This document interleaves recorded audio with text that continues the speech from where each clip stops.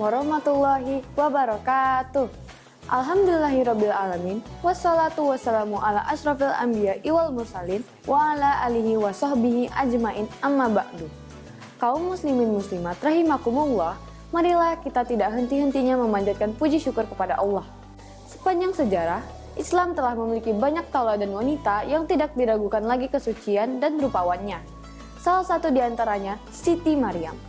Maryam sapaannya terlahir dari seorang ibu bernama Hannah binti Fakus dan ayahnya bernama Imran, seorang tokoh dari ulama Bani Israel. Wanita terbaik sepanjang zaman ini dilahirkan setelah melalui proses yang sangat panjang. Sebab Hannah binti Fakus sempat divonis mandul. Namun, harapan untuk memiliki anak tak pernah sirna. Bertahun-tahun menjalani kehidupan bersama Imran, Hannah binti Fakus telah melakukan berbagai cara untuk memperoleh anak. Akan tetapi, tak pernah tercapai. Dia akhirnya mengandung setelah bernazar kepada Allah bila permohonannya dikabulkan, akan menyerahkan dan menghibahkan anaknya ke Baitul Maqdis untuk menjadi pelayan, penjaga, dan memelihara rumah suci. Siapa duga, menjelang masa kelahiran, Imran meninggal dunia. Hannah binti Fakus harus melahirkan seorang diri tanpa didampingi suami.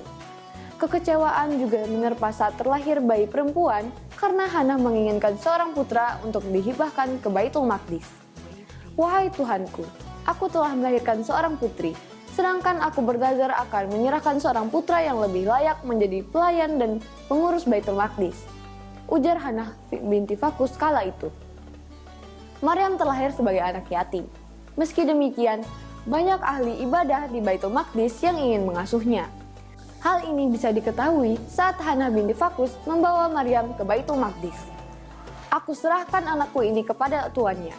Sebelum ini, aku sudah bernazar untuk menyerahkan anakku menjadi hamba abdi di rumah suci ini, kata Hannah kepada para pendeta. Pendeta yang berada di lokasi itu berebut ingin mengasuh Maryam. Tapi, di antara mereka tidak ada yang mau mengalah. Mereka pun sepakat menggelar permainan membuang pensil masing-masing ke dalam sungai. Pensil siapa yang tidak tenggelam, maka dialah yang berhak menjaga Maryam.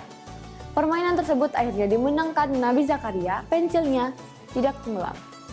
Maryam menjalani hari-harinya di bawah asuhan Nabi Zakaria. Maryam tumbuh menjadi gadis yang taat beribadah. Tidak hanya taat beribadah, Maryam pandai menjaga pergaulan dengan tidak sembarang berdekatan dengan pria yang bukan mahramnya. Maryam tidak terbuai dengan ketampanan pria. Manakala ada pria yang mendekatinya, dia selalu berdoa kepada Allah agar dilindungi dari hal-hal yang buruk. Pada suatu hari, Maryam terkejut saat tengah bertasbih. Dia melihat seorang pria berdiri di hadapannya. Ini pertama kali Maryam berada di hadapan pria lain selain Nabi Zakaria. Pria itu ternyata malaikat Jibril.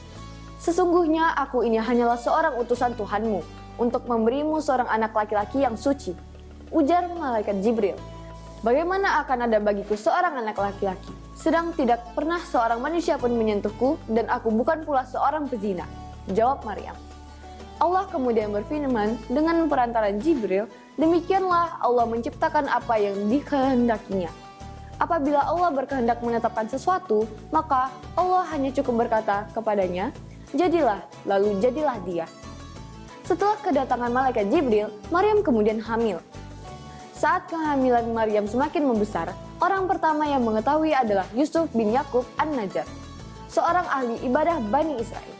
Yusuf sempat terkejut karena dia mengetahui bahwa Maryam merupakan gadis yang taat ibadah dan sangat menjaga kesuciannya. Sekuat apapun menyembunyikan kehamilan dari masyarakat tetap akan diketahui. Maryam mendapat tuduhan atas kehamilan tanpa suami. Saat melahirkan putranya Isa Al-Masih, berbagai tuduhan zina datang silih berganti. Maryam tak ingin menjawab tudingan tersebut. Dia pun mengisyaratkan agar orang-orang yang menudingnya berzina langsung bertanya kepada Isa Al-Masih yang saat itu digendongnya. Bagaimana mungkin kami berbicara dengan seorang anak bayi yang baru dilahirkan? Atas izin Allah, Isa Al-Masih tiba-tiba berbicara. Sebagaimana yang tercantum dalam firman Allah. Sesungguhnya aku ini hamba Allah. Dia memberiku Alkitab dan dia menjadikan aku seorang nabi. Dan dia menjadikan aku seorang yang diberkati di mana saja aku berada. Dan dia memerintahkan kepadaku untuk mendirikan sholat dan menunaikan zakat selama aku hidup. Dan berbakti kepada ibuku, dan dia tidak menjadikan aku seorang yang sombong lagi celaka. dan kesejahteraan semoga dilimpahkan kepadaku pada hari aku dilahirkan, pada hari aku meninggal, dan pada hari aku dibangkitkan hidup kembali. Jadi, marilah kita meneladani sifatnya yang mulia. Demikian cerita ini saya sampaikan. Sampai bertemu lagi. Wassalamualaikum warahmatullahi wabarakatuh.